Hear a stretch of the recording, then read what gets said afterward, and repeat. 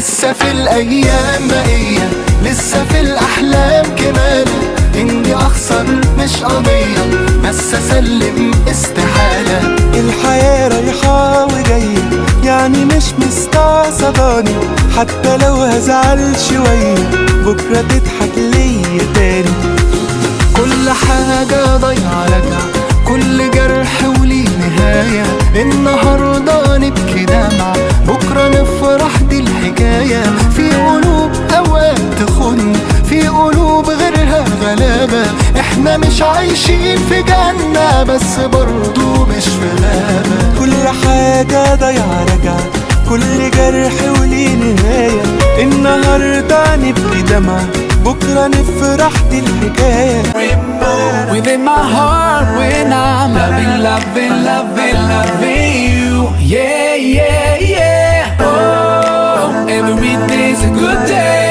I put my life in your hands, Allah. Assalamualaikum warahmatullahi wabarakatuh. Waalaikumsalam warahmatullahi wabarakatuh. Punya mengenai izin Nama saya Ibu Umi, lengkapnya Umi Cahya Lestari.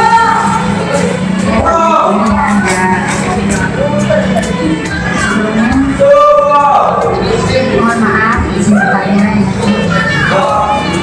di acara ini sekaligus seperti apa? Saya di sini sebagai wali kelas 9B.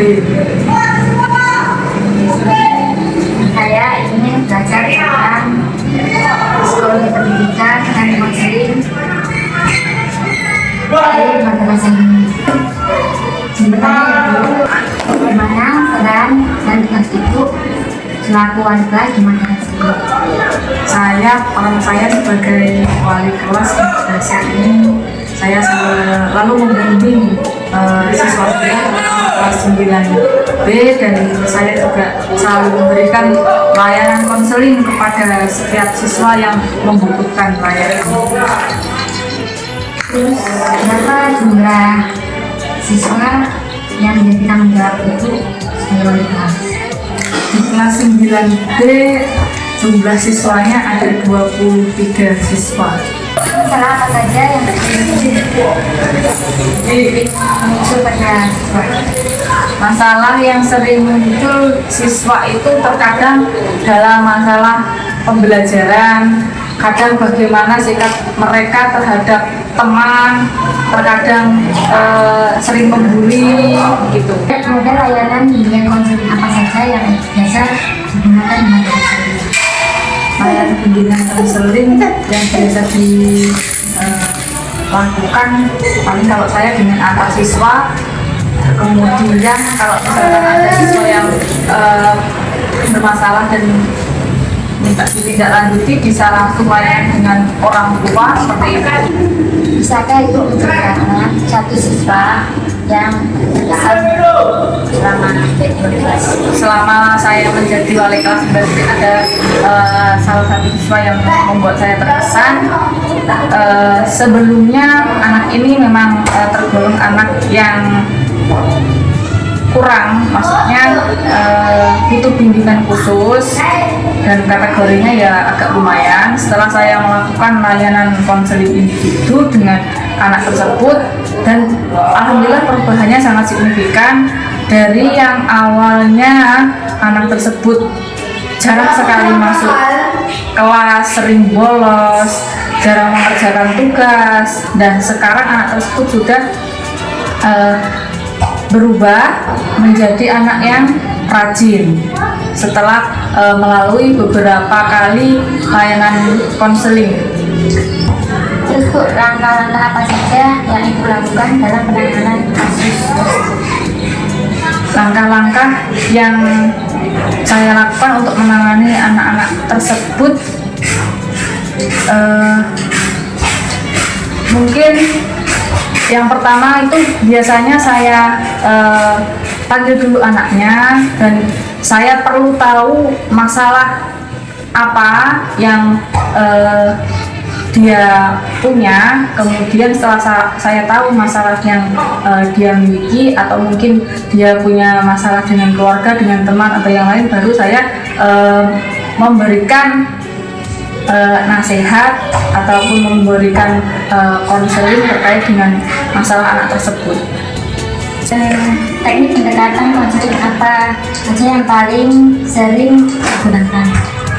Kalau bicara masalah teknik, saya kurang paham maksud nama-nama tekniknya. Yang jelas kalau saya itu dengan anak menghadapi anak yang mungkin agak bermasalah, itu dengan cara saya pendekatannya melalui secara personal, dari rasa ke rasa. Jadi pendekatannya agar lebih intens dan anak bisa menceritakan semuanya dengan terbuka, dengan belak-belakan seperti itu. Jadi untuk mencari solusinya lebih mudah. Bagaimana Ibu membangun hubungan dengan siswa? Cara saya membangun hubungan dengan siswa, semua siswa ya, Baik di luar kelas maupun di dalam kelas. Mungkin saya pribadi harus bersikap ramah dengan siswa, kemudian selalu mendengarkan keluh kesah siswa, kemudian memberikan nasihat-nasihat ataupun cerita-cerita yang positif untuk siswa. Apa tantangan terberat dalam menangani permasalahan siswa?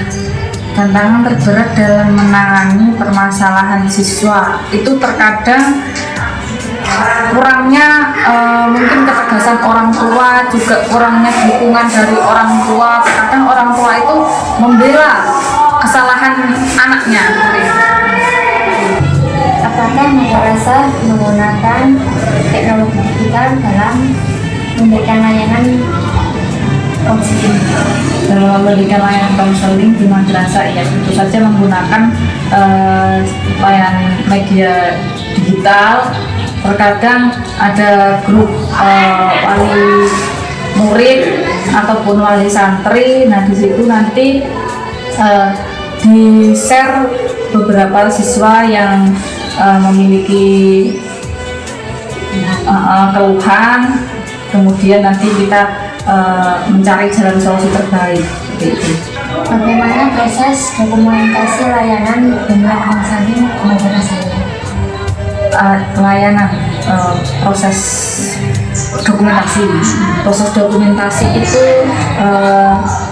untuk foto-foto itu ya itu biasanya tetap diabadikan, kemudian disimpan, dibagikan di media sosial madrasah. Bagaimana kerjasama guru wali kelas dengan guru lain atau orang tua?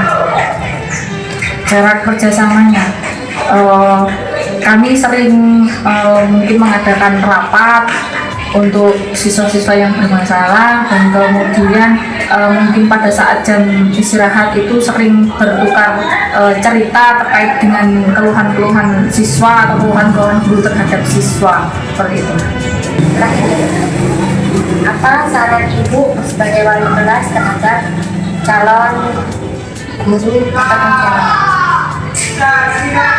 Pesan untuk calon guru konselor.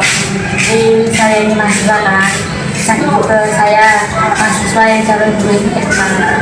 Untuk menjadi seorang guru BK atau guru konseling di sekolahan atau di madrasah itu memang cukup menantang ya. Menurut saya pekerjaan yang menantang karena mereka itu berperan sebagai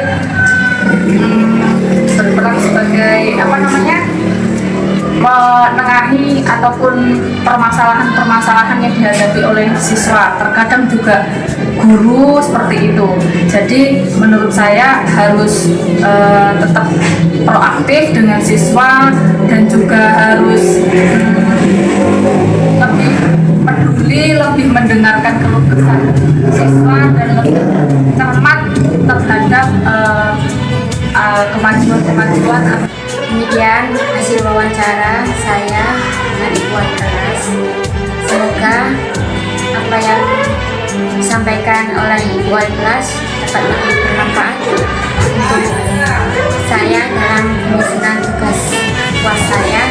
Mohon maaf apabila terdapat kesalahan dalam materi Sampun nasu kabeh iso. Ya, sama-sama semoga tugas UASnya mendapatkan nilai yang terbaik. Amin. Dan semoga kedepannya menjadi guru BK yang diteladani oleh anak-anak. Amin.